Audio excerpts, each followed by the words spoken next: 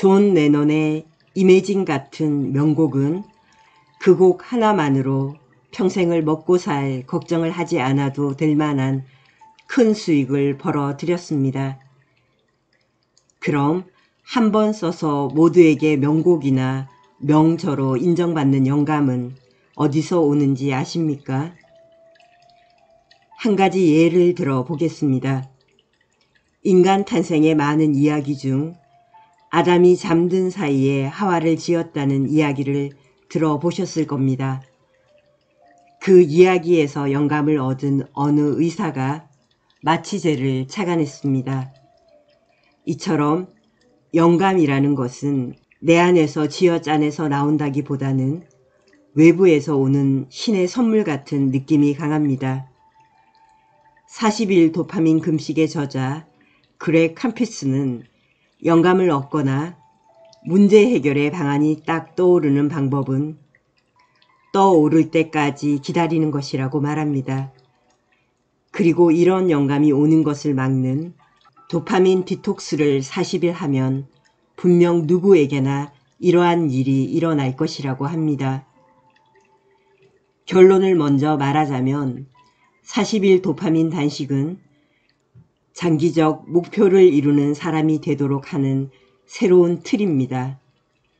마치 저녁형 인간에서 아침형 인간으로 변하는 것 같은 근본적인 변화를 가능하게 만듭니다.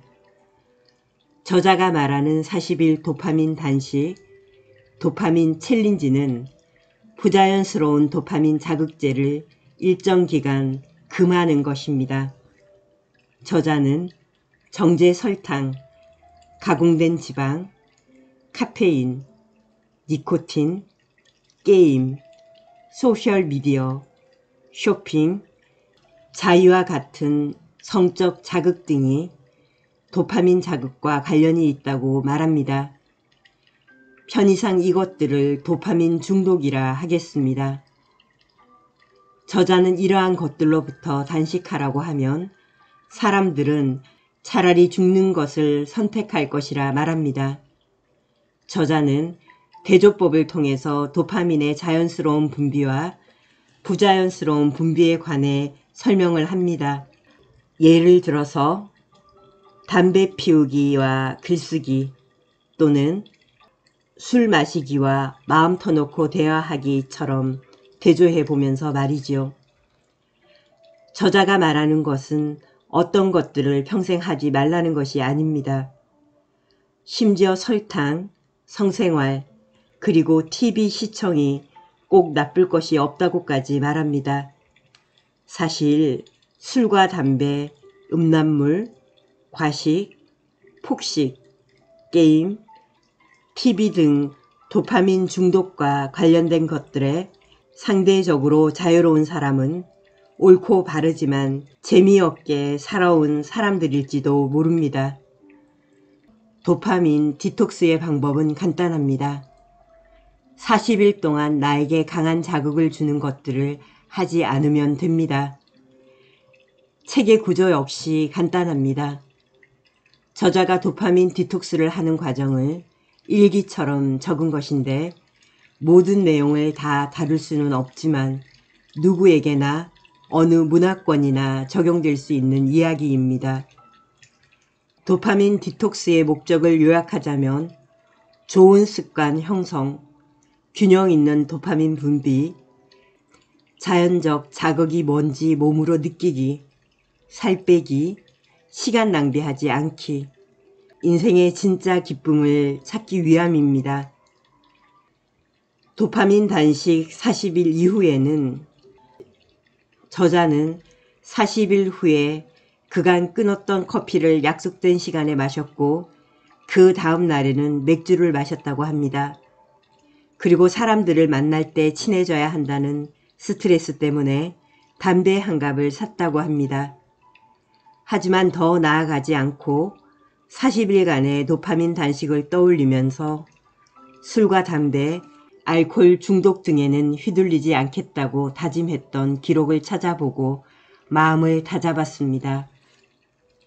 도파민 중독은 설탕, 음식, 담배, 맥주, 게임, 음란물 같은 것들만 있는 게 아닙니다.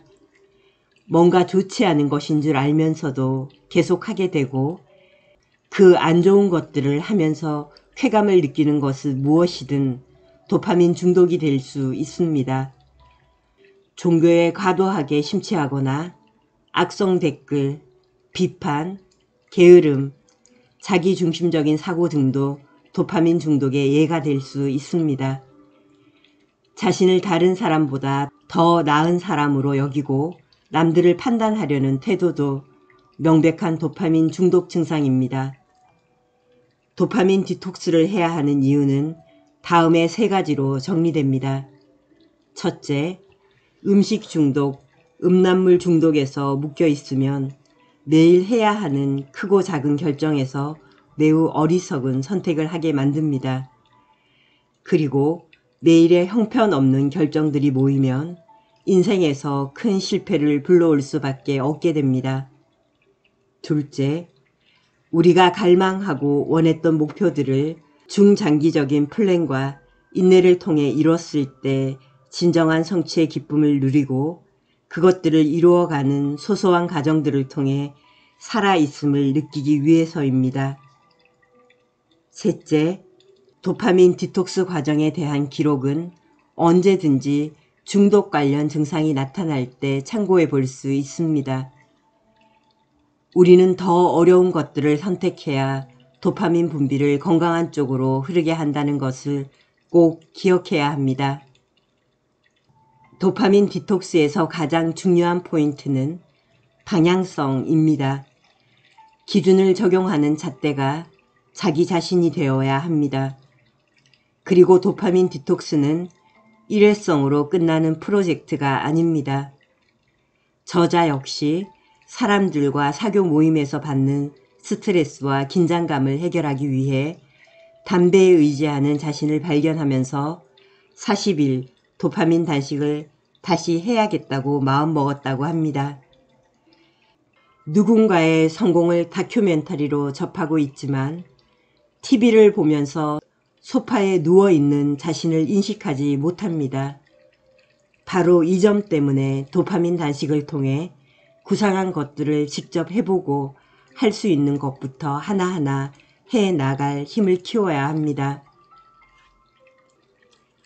우리는 더 어려운 것들을 선택해야 도파민 분비를 건강한 쪽으로 흐르게 한다는 이 사실을 다시 한번 꼭 기억해야 합니다. 신념을 가진 사람이 큰 일을 합니다. 그런 사람에게 수십억 원의 가치에 해당하는 영감이 올 수 있습니다. 도파민 중독으로부터 자유로워지는 것이야말로 그런 가치 있는 사람이 되기 위한 디딤돌이 될 것입니다.